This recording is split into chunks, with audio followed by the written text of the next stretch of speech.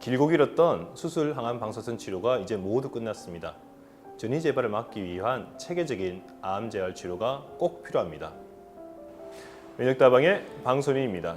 끝이 보이지 않는 터널과 같은 기나긴 수술 항암 방사선이 이제 모두 끝났습니다. 앞으로는 5년 무병생존, 전이와 재발 없이 5년을 잘 버텨야 하는 그러한 치료가 이제 남았습니다. 사실 수술을 하고 나면 암이 다 난 것 같은 그런 생각이 들 수 있습니다. 몸에 남아있던 암이 다 사라졌다고 생각하니까 한결 가볍고, 또 2주만 지나고 나면 상처가 싹 아물고 나니까 다 난 것 같습니다. 하지만 수술 부위는 광범위했고 주변에 들어있는 많은 조직을 제거했습니다. 그래서 수술 부위가 다 낫고 단단하게 재생되는 데까지는 거의 8주의 시간이 필요합니다. 항암은 또 어떻습니까?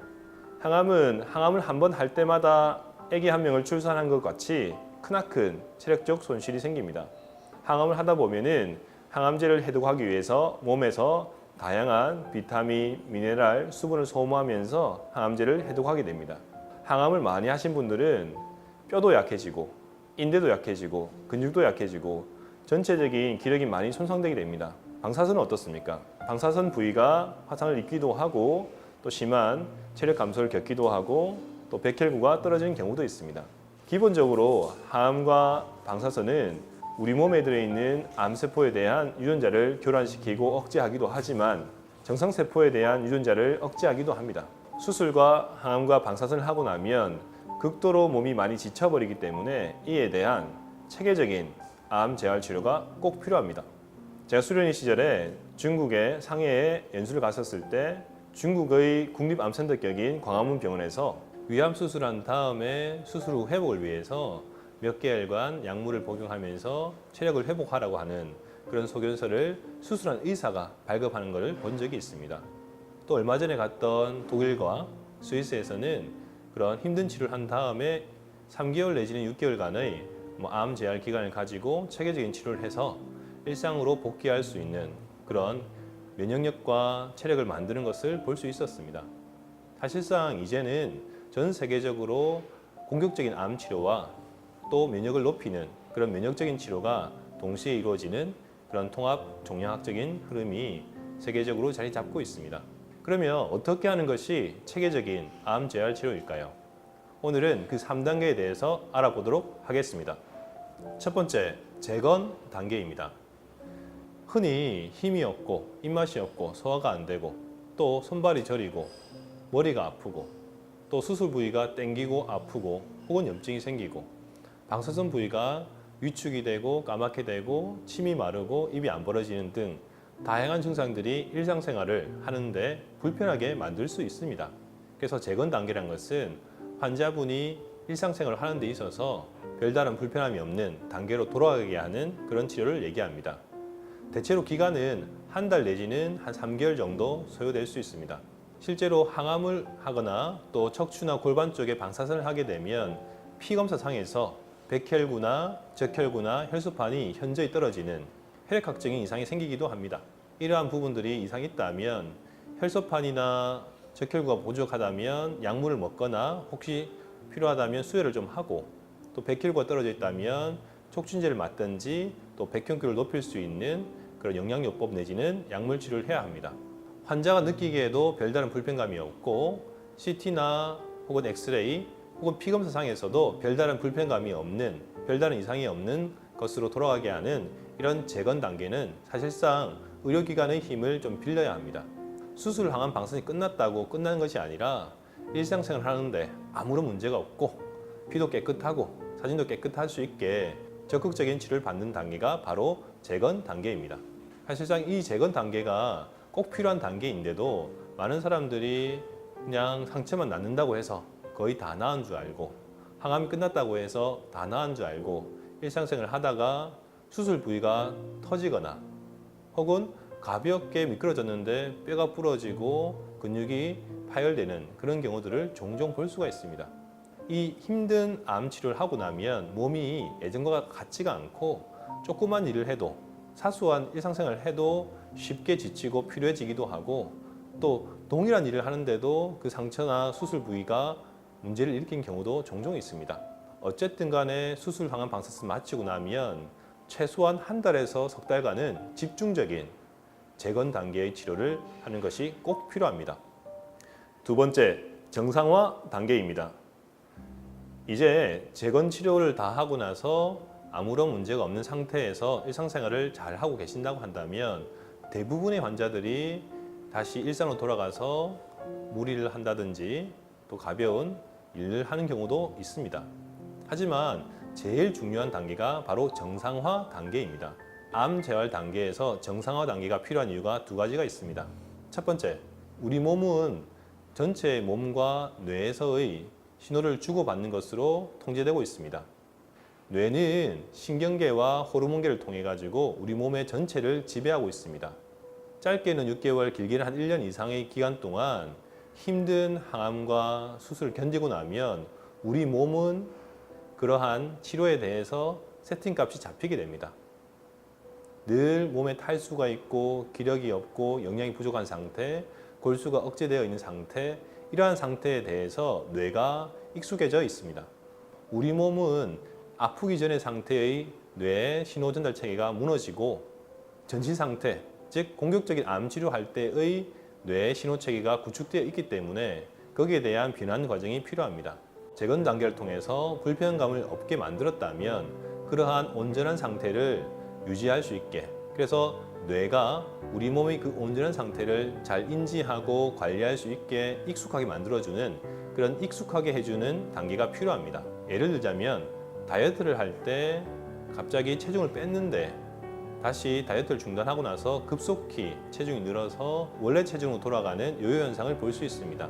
우리 몸에서는 영양분이 들어오면 이것을 지방으로 바꾸는 그러한 기전이 돌아가고 있는데 단순히 음식물을 적게 먹고 운동을 한다고 해서 체중을 뺄 수는 있겠지만 우리 몸에서 영양분을 대사시키지 않고 영양분을 소모시키지 않고 지방으로 축적되는 대사 과정이 일어난다면 요요 현상을 피할 수가 없게 됩니다.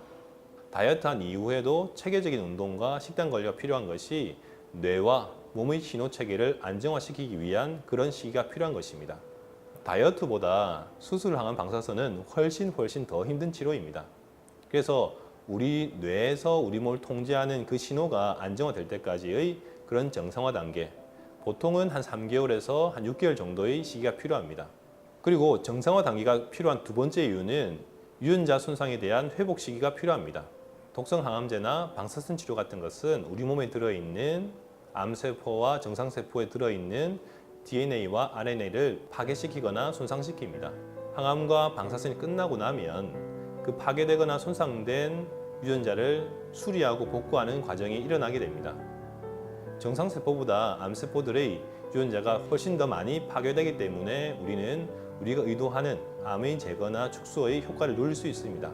하지만 그런 과정에서 우리 몸에 들어있는 정상적인 세포들도 유전적 정보가 교란되거나 손상될 수 있습니다. 그래서 이러한 유전자 리페어, 유전자의 수리를 할 수 있으려면 우리 몸 상태가 좋아야 합니다. 재건을 통해서 몸을 좋게 만들었다면 그 좋은 상태를 꾸준히 유지할 수 있는, 손상된 유전자가 제대로 복구되고 수리될 수 있는 그러한 기간들을 꼭 유지해야 합니다. 암 재활 단계에서 이 정상화 단계가 사실상 많은 환자분들이 간과하고 또 사실 의료기관에서, 대학병원에서 잘 챙겨주지 못하는 영역입니다. 환자분들은 몸이 온전해지고 불편함이 없으면 또 원래 암이 걸렸던 그런 힘들고 고된 환경으로 돌아가는 걸 그냥 주저하지 않으시고, 또 병원에서도 특별히 관리를 안 하니까 환자분들은 이런 정상화 과정을 충분히 거치지 않고 바로 복귀하는 경우들이 있습니다.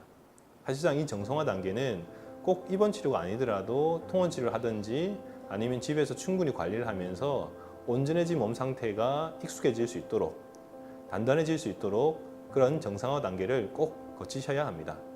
많은 환자분들이 소홀히 하기 쉬운 이 정상화 단계를 꼭 잘 챙기시기를 부탁드리겠습니다. 세 번째, 유지 관리의 단계입니다.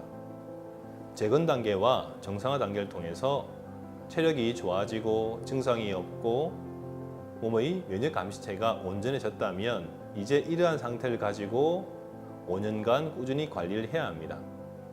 이제는 굳이 병원에 입원하거나 집중적인 통원 치료가 할 필요가 없는 단계입니다. 대신에 이제는 환자와 보호자분의 몫이 더욱더 중요해지는 시기입니다. 한번 암세포 생긴 몸은 다시 암이 생길 수 있는 확률이 높은 편입니다. 이전에 내 몸에 암이 생길 수 있었던 그러한 요인들을 철저히 감별하고 제거하고 이 항목들을 잘 관리하신다면 몸의 면역 감시 체계를 높이는데 많은 도움을 받으실 수 있습니다. 그리고 그렇게 관리하다가 또 간혹 증상이 생기거나 몸이 힘들어지면 그때는 병원에 잠깐 오셔서 입원을 하든지 통원치료를 통해서 그러한 불편한 증상들을 신속하게 또 제거하고 또 일상생활에서 마음을 다시 다잡고 생활을 다잡아서 원래 온전한 상태로 유지하는 것이 꼭 필요하겠습니다. 사실상 이렇게 좋은 상태를 유지하는 것이 필요한데 많은 환자분들이 다시 일상으로 복귀해서 원래 하던 일, 과로와 무리와 스트레스, 밤샘을 하면서 다시 면역체계가 무너지는 것을 흔히 볼 수 있습니다. 5년 무병 생존, 즉 5년 동안 재발되지 않을 때까지는 끝난 게 아닙니다. 치료의 끝은 단순히 암을 제거하고 축소하는 데서 끝나는 것이 아니라 5년간 재발하지 않고 건강하고 온전한 상태를 유지하는 것이 꼭 필요하고 그것이 최종 목표가 되어야 합니다. 암을 제거한다고 축소한다고 모든 것이 끝난 게 아닙니다. 사실은 5년 동안 재발되지 않고 꾸준히 관리해서 5년을 넘기고 또 남아있는 시간 동안에도 암이 생기지 않는 그러한 건강한 면역 감시 체계를 완성하는 것이 궁극적인 암 치료의 목표라고 생각합니다. 오늘 말씀드린 암 재활의 3단계, 재건, 정상화, 유지 관리 이 3단계를 철저히 잘 시행함으로써 암을 제거하고 축소하는 데서 치료가 끝난 것이 아니라 5년 동안 암의 재발이나 전이 없고 또 완치된 이후에도 2차 암이나 다른 전이 재발이 없는 그러한 것을 달성할 수 있는 온전하고 완전한 면역 감시 체계를 구축하는 것을 목표로 삼아 보시는 게 어떨까 제안드립니다. 면역다방의 방손이었습니다.